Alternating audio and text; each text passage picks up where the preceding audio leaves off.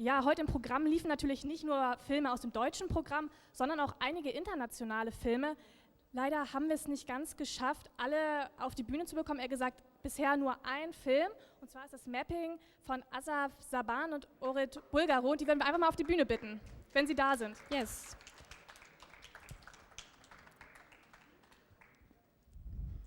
Hello, Asaf. Nice to meet you. Take a seat. So, your movie was created in the School of Art, a project. Can you tell us more? How long did you had the time, and what was the theme, topic of the course? It wasn't in a specific course, actually, but your first part of the question, how long did it take?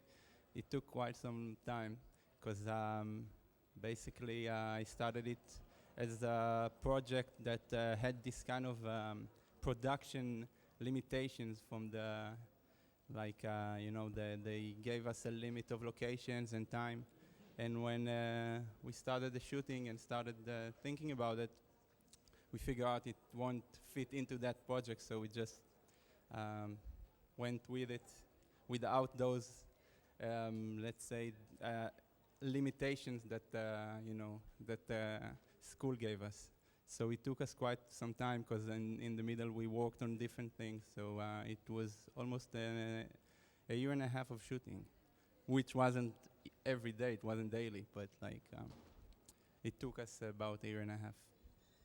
So you also filmed in your free time, and it was more than just a project in the school. Yeah, exactly. The school actually thought for more than a year that we were working on a documentary, because we kept low profile, and we were just a group of me, Warren, the photographer, and Ilan, the producer, and whoever had to be on screen. And it was very kind of this low budget. Every student film is low budget, but it was kind of keeping low profile and making it as, as easiest as we can, because the production was very complicated. So. I've been in the cinema just 1 hour ago, and there you said you're playing with a lot of cliches and a lot of symbols. Maybe you can tell us more about this, because we've seen the film and there's a lot to talk about. Maybe you just can tell us some elements. I don't want it to turn into a lecture, but basically I just come from a place which is very, always on the news. It's like represented by the media all the time, and people have this kind of images that you already know. You just catch one frame and you already know what you think about it, and it's just some kind of material that is too complicated and became so highly exposed that it's very difficult to deal with it. So I kind of took a challenge to try and, because it's really bothering a lot of Israelis and people all over the world. So it's kind of, you have this kind of conflict. People like to talk about conflict. So you have this kind of conflict that you want to deal and portray with those kind of materials, but it's very difficult to say something that hasn't been said before, or even to people kind of frightened to deal with those kind of materials today. Vielleicht sehen wir jetzt erstmal einen kurzen Ausschnitt aus dem Film. We'll see a short. I almost forgot. We have a short clip of the movie, so for the people we show it now. Film ab.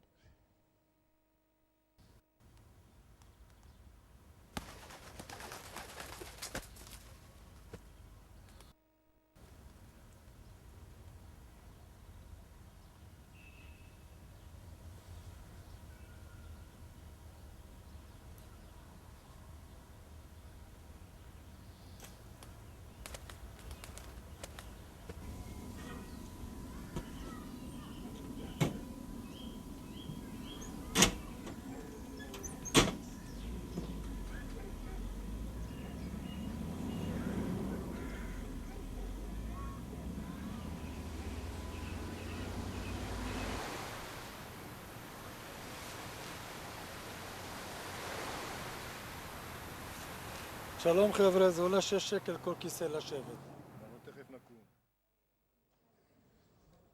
Okay, maybe you can tell us something about the first part, You mean the part with the...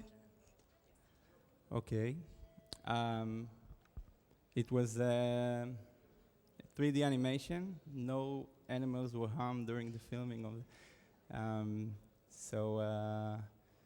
it. You mean about not the idea behind it, but the actual filming? Okay.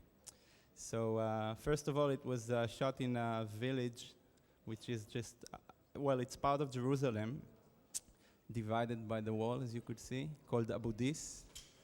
And the casting of the kid, it was just a middle of, as I told you, it was a very kind of indie production, so we kind of found the kid, found actually his father, and he took us and we went to his home and found the kid, and it was very complicated to try and explain to him what we want to do, because basically it was planned to be a 3D animation, a post-production, the flying part, and unfortunately I had to deal with the dead pigeons. I didn't kill them. It was impossible to explain to the kid what we had in mind, because he couldn't just,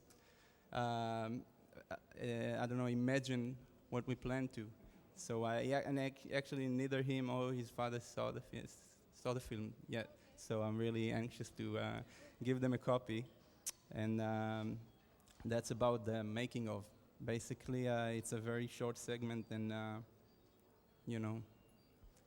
So you not just have seen him and thought, okay, that's a good element I have needed for the film, because the whole film is often like a documentary. You always think, oh, they just filmed it. So what elements are planned and which have you just seen? Basically, 99% was well planned before, and the whole idea of the film was to take those kinds of, as you said, it feels like documentary. It's like something you see on TV, and but to add to it something surreal or something that ironic and twist the so highly exposed material that everybody already had seen. So it was all well planned and thought about. You want an example? Like there's a short with the same episode with the kid in the wall. So earlier in the film, there's a jeep passing from one side of the frame to the other. That wasn't planned, actually. There was no way we could have convinced the army to cooperate with us. It was just, they knew we were there, we kind of, they let us be, but there was no way they would have cooperated with us, so basically they just passed by, and actually the father of the kid is in the frame, and I loved that shot so much that we just erased the father in post-production to keep the shot.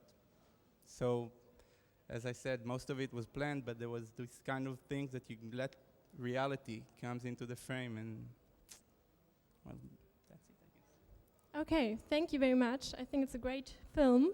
Thank you for coming. Thank you. Bye.